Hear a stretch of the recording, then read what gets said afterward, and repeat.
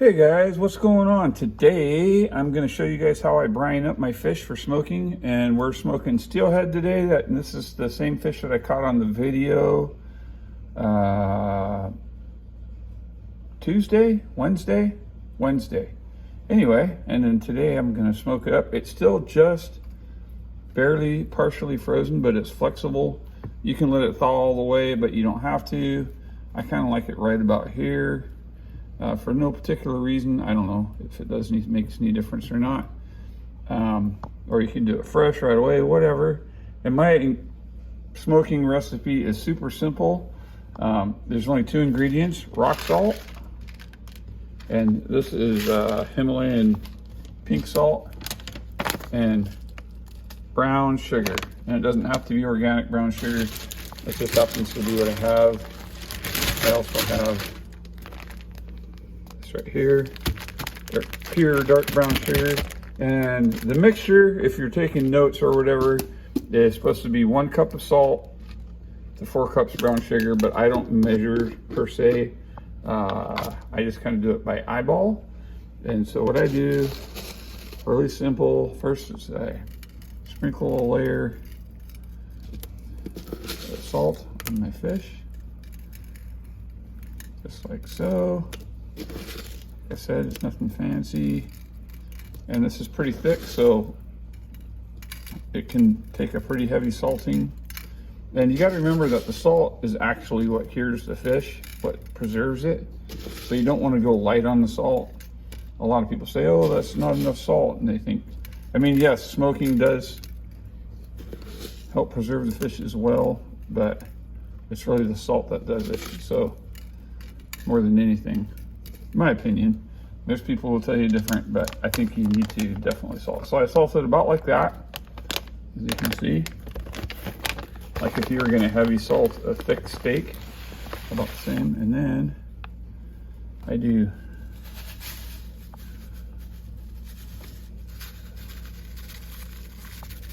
brown sugar on top of that. A nice good thick layer. To me, it's the best way to go.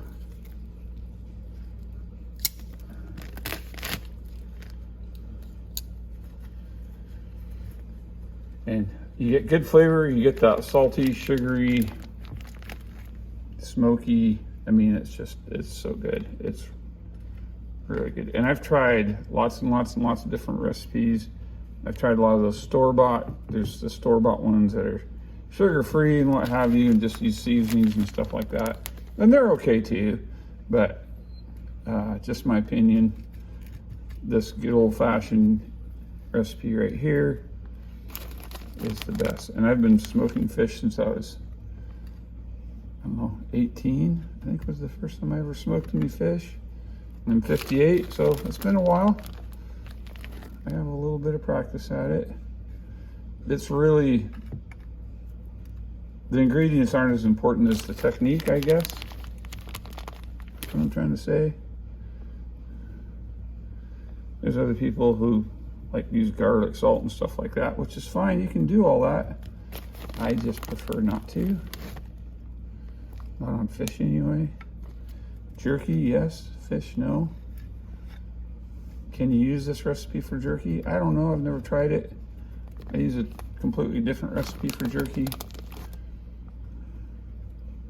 So anyway, put it on there just like that. Just like that, as you can see. Then I'm going to put another layer of fish on.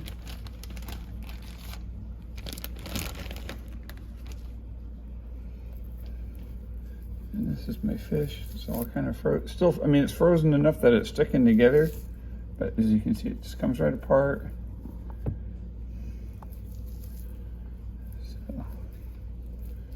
Get this down in there.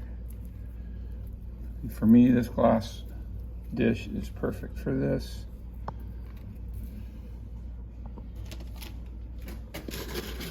Another layer of salt.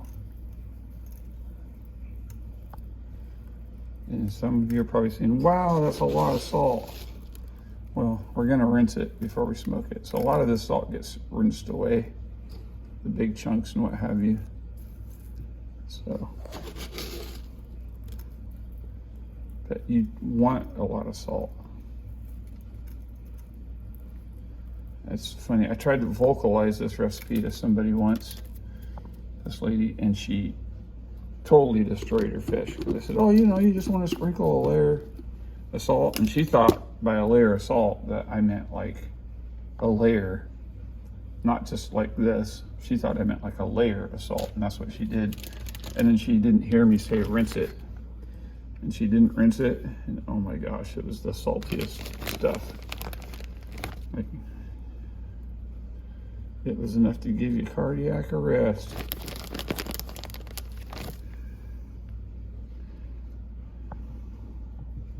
Raise your blood pressure forever. And what's going to happen is this is going to kind of liquefy as the salt draws the liquid out of the fish. It's going to liquefy, and there's going to get to be about 1 inch or so of liquid in this pan. So the fish on the bottom will get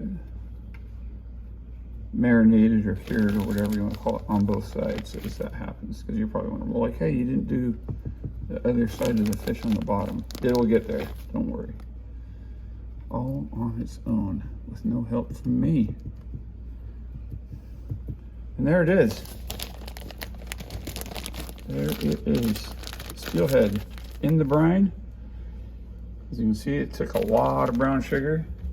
Like I said, it's about 1 to 4, which is about probably pretty close to what I got here. And this is one fish that weighed about maybe 10 pounds.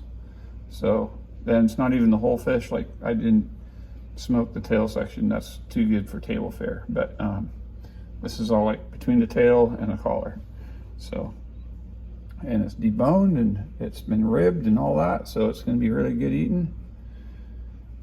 And I like to make sure I get something on all them little spots, even though it's going to kind of spread around on its own. I like to make sure.